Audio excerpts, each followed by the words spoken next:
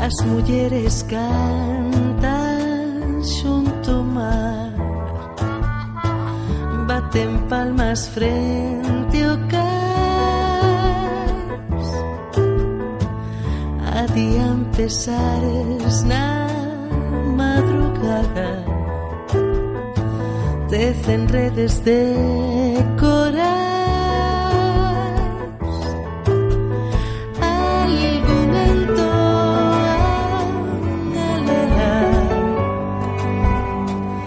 desafían dos vendavais,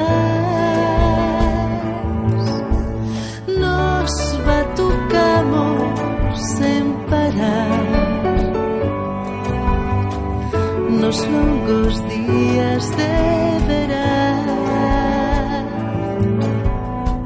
Somos navío a despregar a súa vela como unha flor a ensinar as cores dela. Uelé, uelé, uelé.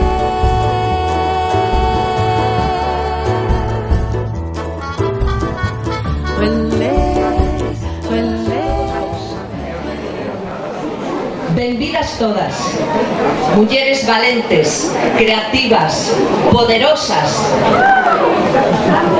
Todas nós poñémoslle rostro ás mulleres galegas, ás mulleres do mundo. E estamos aquí porque non queremos vivir na pobreza nin empobrecidas.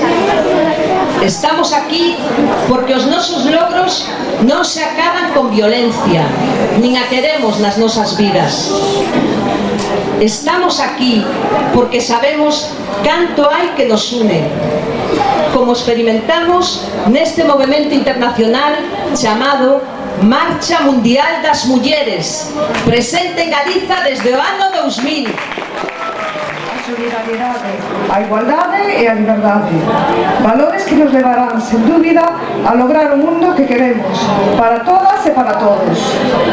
Este ano, a marcha quere que o 17 de outubro o mundo inteiro mire cara ao Congo, país que representa moi ben o que significa para as mulleres vivir nun territorio en guerra e continuo conflito. Por iso a nosa marchanta é unha muller africana. Quixemos representar en definitiva a unha muller feminista da Marcha Mundial das Mulleres. A independencia necesaria para poder realizarnos como persoas. Queremos tamén resaltar conceptos tan fundamentais como a igualdade de condición, para poder decidir sobre temas tan esenciais como a sexualidade ou a maternidade nas mulleres con discapacidade, aínda a pesares das limitacións que en moitos casos aparecen na atención sanitaria por parte de algúns mal chamados profesionais. Por todo elo, queremos que as mulleres con discapacidade tamén seamos visibles ante a sociedade, participando activamente en todos os eidos, como por exemplo, sendo filla, estudante, traballadora, deportista, turista, esposa ou nai.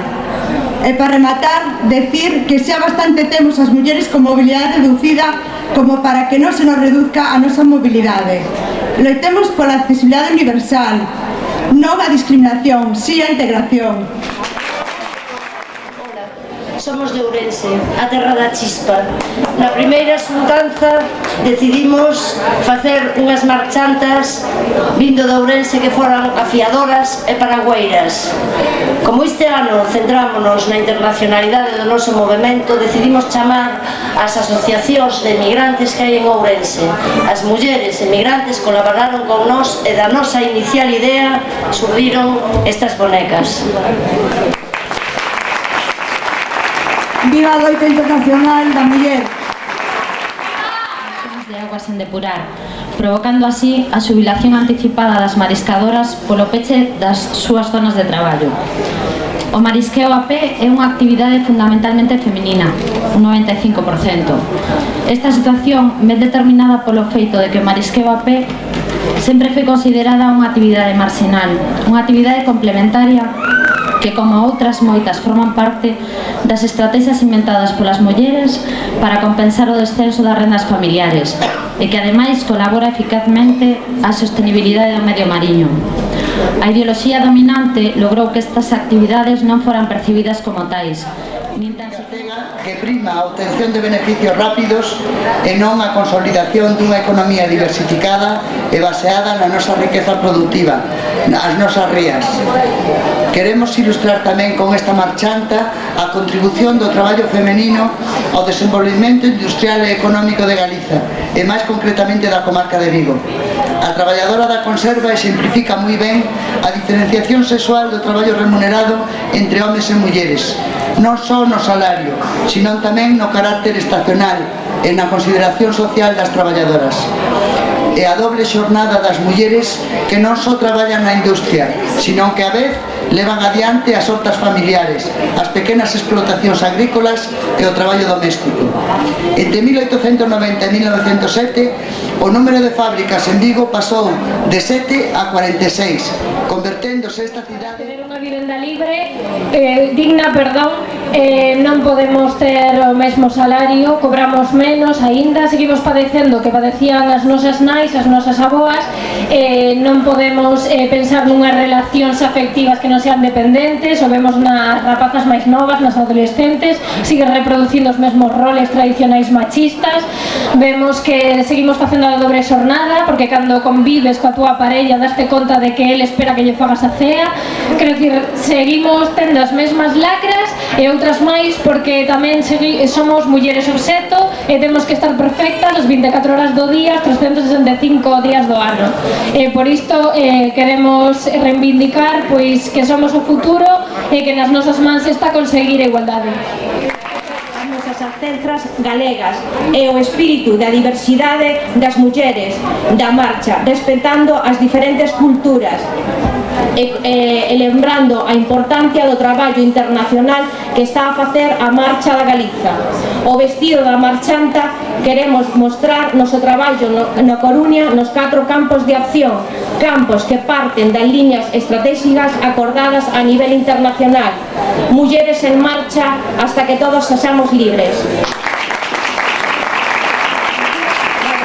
E pesca. A nosa marchanta tamén ten as mans alzadas ao ceo. Con isto queremos expresar esperanza e desexo de liberdade, porque como día de declaración das mulleres no Foro Mundial da Soberanía Alimentaria de Nielení no ano 2007, estamos seguras de que atoparemos enerxía para levar adiante o dereito á soberanía alimentaria dos povos, portador da esperanza de construir outro mundo, obtendo esa enerxía da nosa solidariedade. Despois tamén colaborou máis xente, xa que o 8 de marzo na concentración todas as persoas, ou bueno, a maioría das persoas que estiveron na concentración colocaron no paraugas valores positivos do feminismo e da loita feminista.